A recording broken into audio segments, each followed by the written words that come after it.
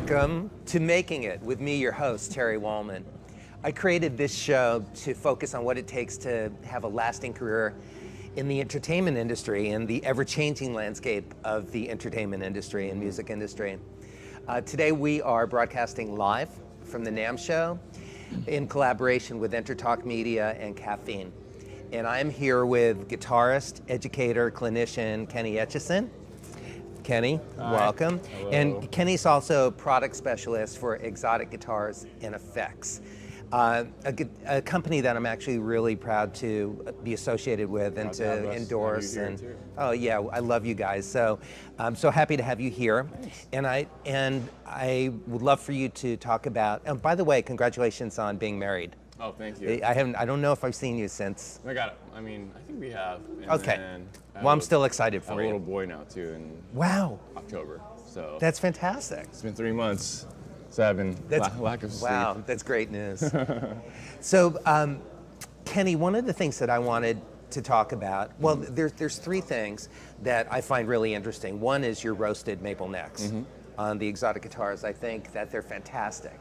And I also know that there's a couple of new Xotic pedals that are coming out that you're showing at the show this year. So the floor is yours. Cool. What's Okay. going on with you guys? Well, we launched the California Classic Series, which is pretty the hot topic right now for us, and it's all made in the U.S. We have a shop in Van Nuys, California, and everything is all handmade there. Even the pickups around there, hand wound there. Basically, it's kind of an homage to the 50s and 60s Fender style guitars. And then we launched the XSC, which is more the S style guitars. We launched that 4 years ago or so, and it's got a nitro finish, paint job, and it's got a little aging to it. And again, helm-on pickups, and also, like you said, it's a roasted maple, flame maple neck that we use on all of our California Classics. So basically what it does is you pretty much bake the maple in the oven for a certain amount of time in an oxygen-free environment. And by doing so, you're basically fastening the aging process. So you make it feel like it's like a 50-year-old wood, when you're playing. Right. And not a lot of people know about this, but a lot of the tones from the guitar comes from the neck. Not really the body. Not the body. Interesting. A lot of part is from the neck, so we kind of focused on that. So the thickness on the headstock, we make sure it's like a certain amount, because that makes a big effect. We don't have a headstock adjustment access to the truss rod, because by taking that part of it, it kind of takes out the woodiness tone, woodiness of the overall tone of the neck. Having a metal truss rod in there. Or having the hole Got it. on the headstock. It's like a small difference, but you really hear the woodiness without the hole. And also the maple neck being roasted, make it feel like it's a little bit warmer, takes out the edge out of it, and also it's flamed. So since it's darker and we apply oil over it, the flame really pops, and it's been like eye-catching, but also ear-catching at the same time. It is both. Yeah. It's got a beautiful look to it, but it plays effortlessly. Right. And it stays really in tune. Yeah. Is that the neck design, or is that the tuners? A little bit of everything. I mean, we do have a locking tuners in all of our guitars, but it's also the neck being super stable, and also our main luthier doing such a great job setting it up, making sure everything is good, even when you're using the tremolo.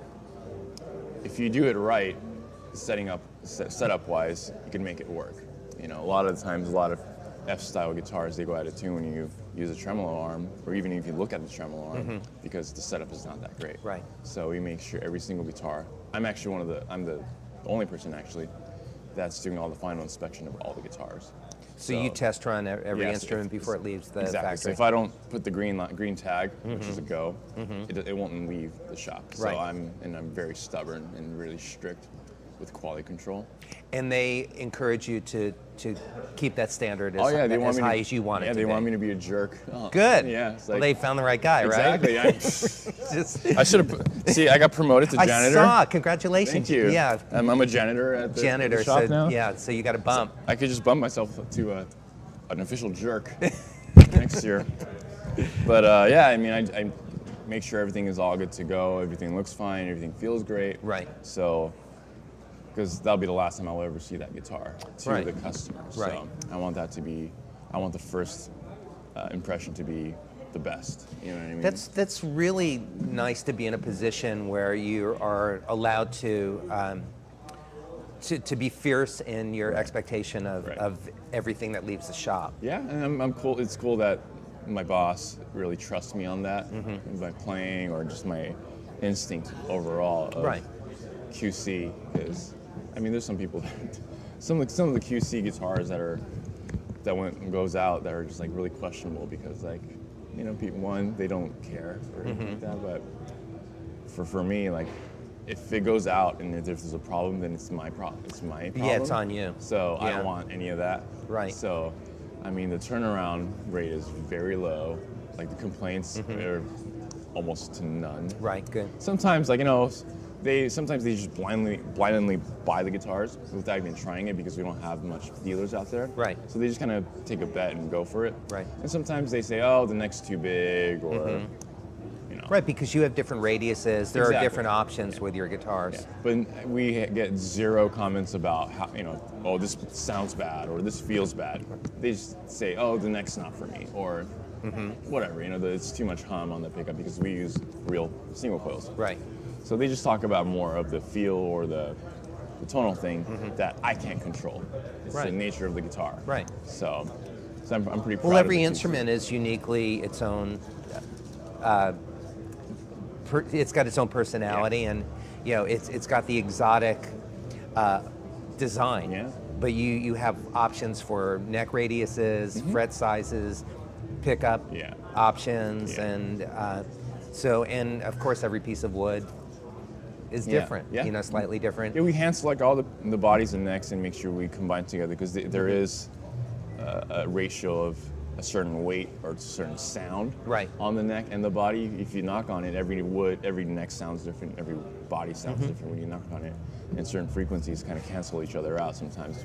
So we all, the builders, hand pick every little body and pieces in there. So Kenny, how can somebody go play an Xotic before they buy it? Well, if you're in the Los Angeles area, we have a warehouse / showroom / just a factory. Right. In our office in Van Nuys. And So potential customers can reach out to the company. Exactly. If you're in LA, you could come by Yeah. and contact us. I've been there, by the way. It's a fun place. Yeah, we had an interview there too. That was cool. Right. Yeah. Also, You can check that out on YouTube or on EnterTalk. Yeah. Kenny and I spent an hour together and we played a little bit. Yeah, that was fun Yeah, times. that was fun. Yeah, and then we're expanding dealers as much as we can this year, hopefully. But we have one in Nashville, Carter Vintage, who is our official dealer in Nashville, and we also have Quilter Amplification. They have a showroom there, and they have a couple of our guitars. For anybody in the OC who doesn't want to drive, take the 405 in the afternoon. So that's there, and then there's several dealers, but we're just trying to expand as much as we can. Right. So basically, anybody, if they want to know more about the instruments or pedals, can go to exotic.us. Yeah, Xotic.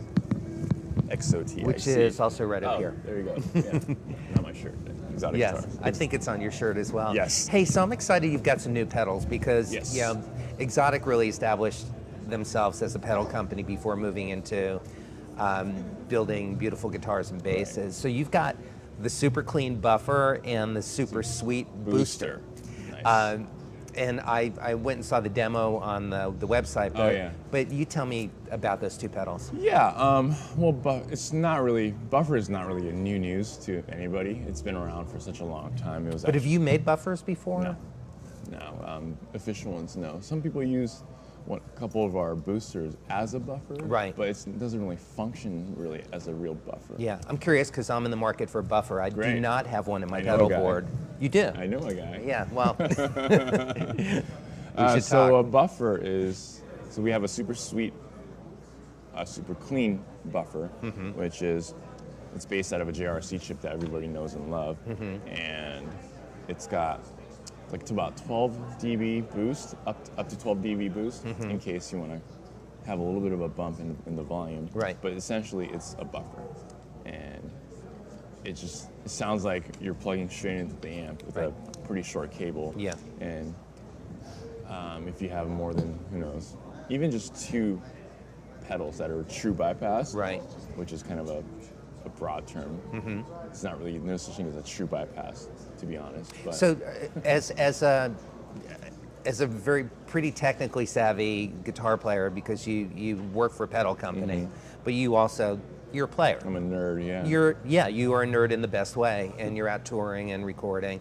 Do you have a pedal buffer in every one of your pedal boards and No. every one of your setups? I mean, Or do you carry one in your gig bag? I have a buffer that I personally got it built into my wah, which is the first thing in the chain, and also the last pedal that I have also has a buffer in there.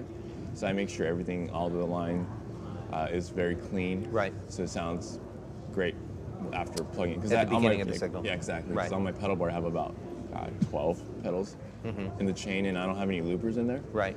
So unless you have that facility, having a buffer in the beginning of the chain will definitely be a must, actually, to have, because if it's kind of sad when you play directly into the amp and you hear it, it's like everything is nice and clean and pristine. Right. And I clear. love recording Yeah. guitar into an amp with a mic in front. Yeah. That's it. And then you plug into like 8 of your favorite pedals, and then all of a sudden all you hear is this.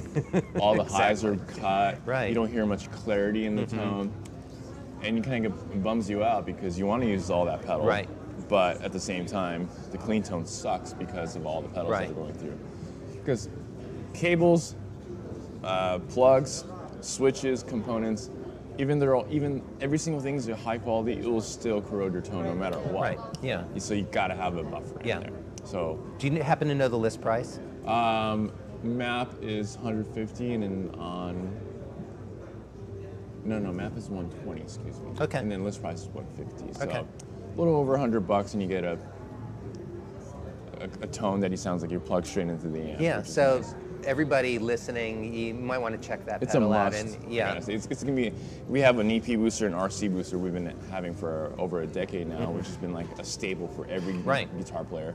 So I'm seeing, Right, I've been using mine well before I actually was working with the company. I mean, I had my first pedal from Xotic was the RC booster that I bought, almost 20 years ago now. Yeah, crazy. But yeah, and that was like the thing I had. I think mine was around 2005 when Right. I bought my first Xotic Very pedals. popular pedal. Yeah, And right. It's gonna be as Nork Renson actually turned me on to you really? guys. Yeah. I feel like it's going to be a staple for every guitar player now, at least the buffer. And then the super sweet booster is kind of like the redheaded stepchild of the buffer, where it has the same circuit, same buffer circuit, but also it comes with a Class A preamp. So it's got this real hot 20 dB boost in there. Right. And it's for people who wants to, grow multiple hair on their chest while they're playing. It's basic, and then both pedals have 4 dip switches for a high cut dip switch, high mid boost, low mid boost, and bass boost. And they're inside you. No, it's accessible on the so side. they're accessible and easy. So you don't have to open up the back plate, which That's is, nice. Thanks for doing that. Yeah. That was kind of one thing that we wanted to do, because we always had dip switches in our pedals, but you always have to open the back, and if you have it on your pedal board, it's just a pain in the ass. So, I agree. is it okay to say ass? Sorry. We just did, and I think it is. Ass. Okay, cool, ass. Good morning, everybody. Good morning. So you could access all the dip switches on the side, and you could really fine tune it, because sometimes buffer could get a little bit too trebly. So it's okay to have. It's nice to have that little high treble. I always that. thought that the true or the intention of the design of a good buffer is that it's transparent. Right, it is. That it doesn't, add high end. Right. Well, sometimes. But I guess I'm wrong in that. When you plug straight into the amp, it is actually really trebly. Especially if you plug into like a Fender style amp. Right. You really hear that high sizzle, high sparkle. Yeah. So it really brings that back. But sometimes it may sound too trebly. That's why it's nice to have a little bit high roll off, which is perfectly fine. So that's also accessible. But going back to that boost, yeah, the thing is just, it's got 20 dB boost, and I plugged that into like an old Plexi cranked into that with a high mid boost in it. Man, Peels paint. It takes you to like Van Halen territory, and it sounds really, really cool. So I think I always say like to the people who are checking it out this week is having the super sweet, super clean boost buffer in the beginning of the chain, and have the booster at the end of the chain, or anywhere in between, so that you have both nice buffer signal going through all the pedals and then going out of it as well. That makes sense. Yeah, so I gotta say it's a must for all of them. So in our last minute of our conversation, what do you want to say about Xotic and about you? Next year will be our 20th anniversary, so we're going to be planning on releasing some cool anniversary series, either guitars or pedals or both. That I'm still cooking the ideas, but we got some really cool ideas coming up, and we're really still excited, and we're gonna release a few more pedals this year, like revised versions or brand new pedals and all that, which we'll show you guys pretty soon. But yeah, we're just really excited to still be in the market and still be high on demand to all the guitar players and all the nerds out there. Yeah, well, I would say you're more than just in the market. I think you're a leader certainly in pedals. Right. And the guitars are wonderful. So Thanks. I encourage everybody to check out Xotic. Once again, you're listening to and watching Making It with Terry Wollman, That's him. with my guest Kenny Echizen That's from me. Xotic Guitars and Pedals. So thank you, everybody.